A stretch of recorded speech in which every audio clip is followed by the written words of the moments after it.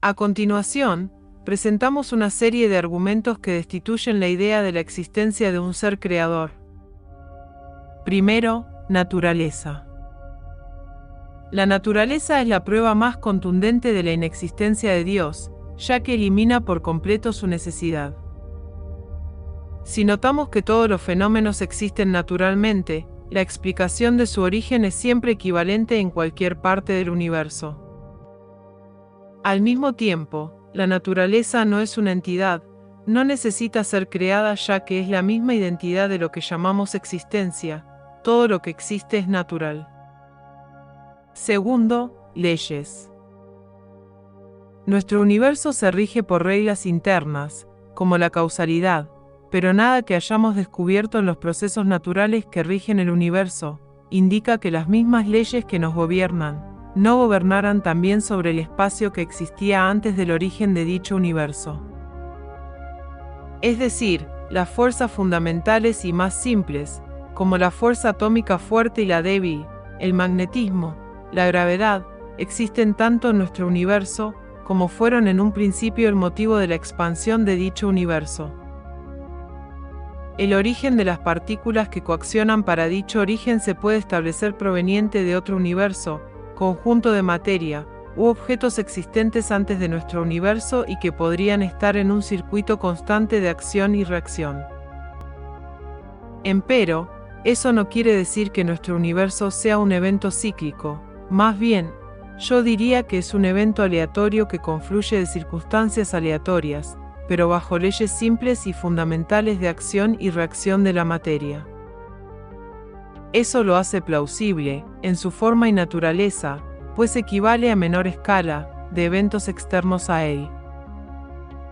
Por ejemplo, una estrella se forma en el vacío al confluir aleatoriamente partículas que se atraen entre sí, hasta formar una masa que luego a mayor escala, y con fuerzas equivalentes, de mayor escala, atrae otros objetos como planetas y asteroides.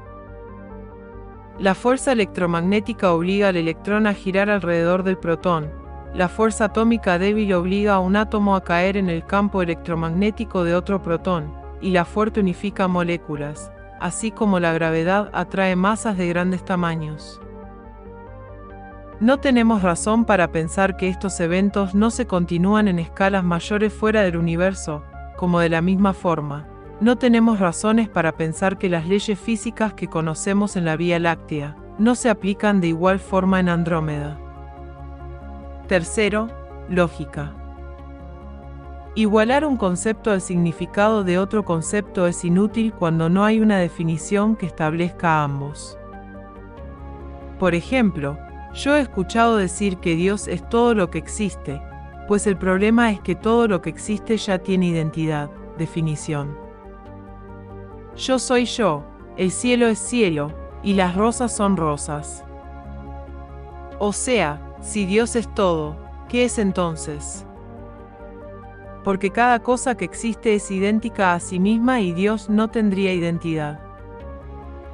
Si decimos que Dios es algo que ya conocemos, entonces se queda ahí, Dios es un árbol y la tierra, y la luna, etc. Entonces Dios no es algo tan especial. Es algo normal, objetos cotidianos, y no hallo por qué en lugar de llamar a mi espátula con la que cocino esta salsa, espátula, en lugar de Dios. Lo mismo si se dice que Dios es la naturaleza, pues ok, la naturaleza no es una entidad, es la existencia misma, fría, indiferente y con errores, como la entropía, por ejemplo.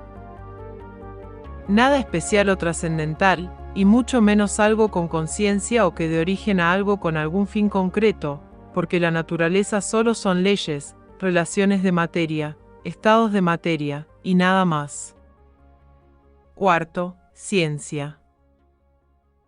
No es cierto que no tenemos pruebas de que los procesos de atracción y repulsión de la materia no se llevaran a cabo antes del Big Bang, y lo justificaran, pues de hecho no hay otra explicación.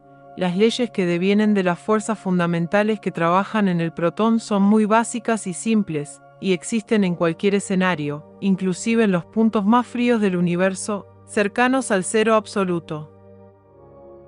Proponer que el universo haya sido creado por una entidad eterna supone la negación de esas fuerzas, ya que estas últimas le quitan a Dios la única acción que es adjudicada a su estatus como Dios, es decir, la creación.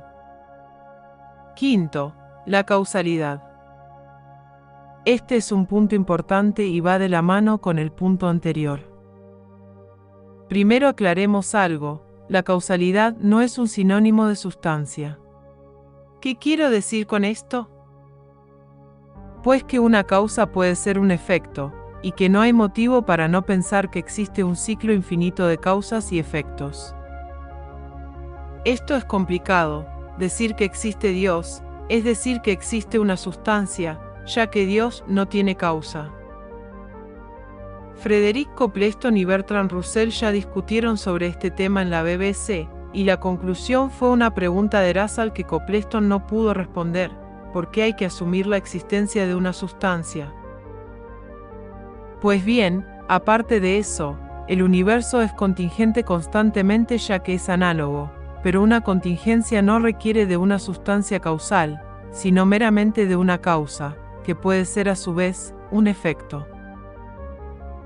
Proponer que Dios es sustancia es un argumento ad hominem o deus ex machina, es decir, es demasiado conveniente para su argumentación, y no está fundamentado en la observación analítica científica. El problema aquí subyace en el argumento de que la ciencia no conoce lo que hay fuera del universo, y que las leyes internas del universo no tienen por qué gobernar fuera de él. Pero el argumento tiene doble filo, porque también podemos decir, no hay razón para pensar que las leyes que gobiernan al universo no le dieron también origen, y existen fuera de él. La diferencia es que el creacionismo deísta propone la existencia de algo no visible, no factible, ni probable desde ningún sentido en el universo, mientras que la segunda postura plantea simplemente que las leyes conocidas dentro del universo existen también fuera de él, que la materia es gobernada por ellas en continuidad.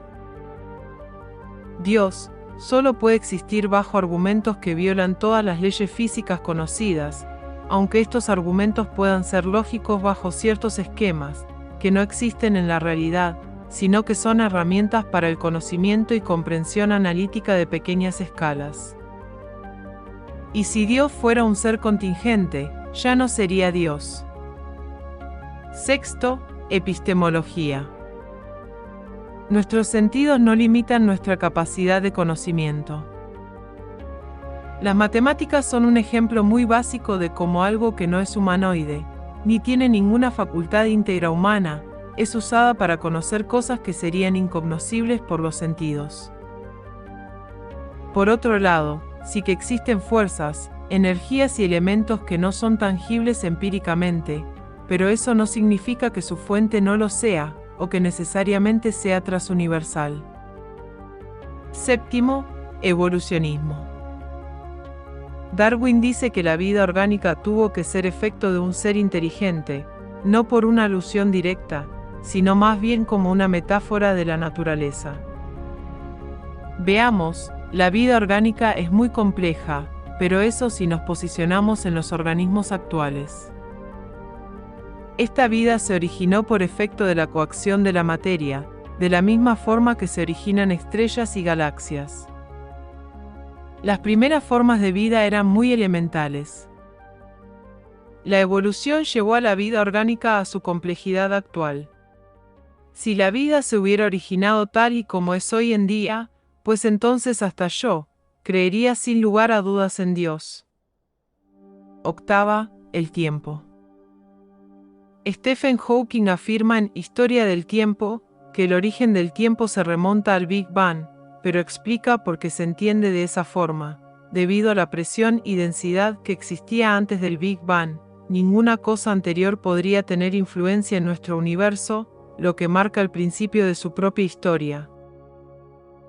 La densidad simplificó a la materia hasta que solo quedaban protones, tan cerca unos de otros, que no había espacio para nada más. Pero aquí hay un problema con el concepto del tiempo, el tiempo como esquema, contra el tiempo como experiencia. El tiempo real es el tiempo empírico, el tiempo esquemático es de la razón, un mero instrumento de la lógica. El tiempo es una propiedad de la materia, su movimiento, así como el espacio es su volumen. Donde no hay materia no existe tiempo y espacio, ya que su única proposición es la del esquema propuesto por un sujeto, que es materia. Y esto lo aclaro ya que la adjudicación opuesta es a las referencias, y no se trata de la carencia de referencias al no haber materia, para medir el tiempo y el espacio, se trata de que estas dimensiones pertenecen al algo, es decir, a la materia. El vacío carece de tiempo y espacio. En base a esta noción se pueden discernir varias cosas. El tiempo y el espacio han existido siempre y existirán hasta que cese la materia, en todos los sentidos, ya que si existe la más ínfima partícula en algún lugar del vacío, este ya no es vacío, y existen el tiempo y el espacio en todas direcciones infinitamente. Antes, durante y después del Big Bang existía el tiempo, pero la historia de nuestro universo es independiente de complejidades anteriores. El tiempo no es una constante, así como no lo es la materia, su existencia omnipresente no es sinónimo de constante. El espacio no es una constante. La existencia de Dios debería suponer al espacio y al tiempo como constantes, lo que lo desligaba de la materia, y supondría una contradicción, ya que sin materia no hay tiempo, es decir, movimiento, y Dios no podría haber realizado ninguna acción que dé origen al universo. Finalmente voy a decir esto: es posible que la existencia estuviera repleta de materia que produjo incesantemente universos que luego se diseminaron y cuyas partículas restantes se formarán para dar origen a nuevos universos, como sucede con las estrellas, las galaxias, los planetas, los átomos, pero las unidades se descontinúan en el concepto. La existencia no puede ser una unidad, o sea, no puede haber un conjunto local de universos, que sea una unidad plausible de otro conjunto. La existencia de Dios plantea que fuese una fuerza que nucleara localmente un grupo de universos, y en este modelo, la existencia sería una unidad, lo cual es inverosímil y tautológico. Si la materia ha estado circulando entre universos, la entropía, un sistema requiere más energía de la que produce para funcionar, determina que haya cada vez menos materia, y que por consiguiente, los universos futuros serán más pequeños, más simples, y durarán menos, lo que se aplica también a nuestro universo, en función de anteriores. Eventualmente ya no habrá universos, sino materia que se enfría lentamente hasta dejar de existir como tal. Es difícil, para nosotros como seres humanos, aceptar el hecho de que nada tiene sentido. No hay un fin para la existencia en el sentido de motivo, razón o argumento. La existencia es el hecho aleatorio final de la cadena de hechos aleatorios que la componen, y es igual en su macroescala, como las galaxias son conjuntos de estrellas, y las estrellas, conjuntos de átomos. Pero la existencia sí sería una unidad, por eso aclaro, la existencia es la materia, fuera del esquema conceptual. Por otro lado, si Dios hubiera creado el universo, debería haberlo creado en un medio ambiente cuya ley fundamental fuera la causalidad, ya que la causa del universo sería Dios. Pero entonces Dios también debería tener una causa, ya que se encuentra en el mismo medio ambiente que el universo. Si Dios tiene causa, no pasa de ser algo parecido a un ser humano creando un robot. Entonces podría surgir entre los deístas el siguiente argumento: si tú estás haciendo muñecos de palos y masa moldeable, no te vas a regir por las leyes de dichos materiales, sino por las leyes del ser humano. Pues, ese argumento es una falacia, y de hecho, juega en contra de Dios. El ser humano al crear dichos muñecos, se rige por las mismas leyes que los muñecos, y viceversa. Consideramos que, de hecho, hacemos muñecos, robots, por ejemplo, como dijimos antes. Lo único que podríamos establecer como ley humana diferenciada de la ley del muñeco es la inteligencia, ya que la vida de por sí es un subyacente, y no tiene relevancia en el caso. Pero la inteligencia no es una ley, ser más inteligente es un derivado circunstancial. Los robots en algún momento nos sobrepasarán en inteligencia y conciencia, así como en capacidad de procesamiento de información. Si este es el caso, significa que, en primer lugar, Dios solo se diferencia del hombre por su inteligencia. Dios fue creado, así como el hombre crea los muñecos. Y Dios evolucionó, como los robots. Si no fuera el caso, y hablamos de la causalidad, pues entonces es una regla compartida, y de lo contrario, no podría existir la creación de muñecos, porque su causa es su evento creacional, ergo, esas mismas condiciones se aplican a Dios, y por ende, lo destituyen de su estatus como Dios.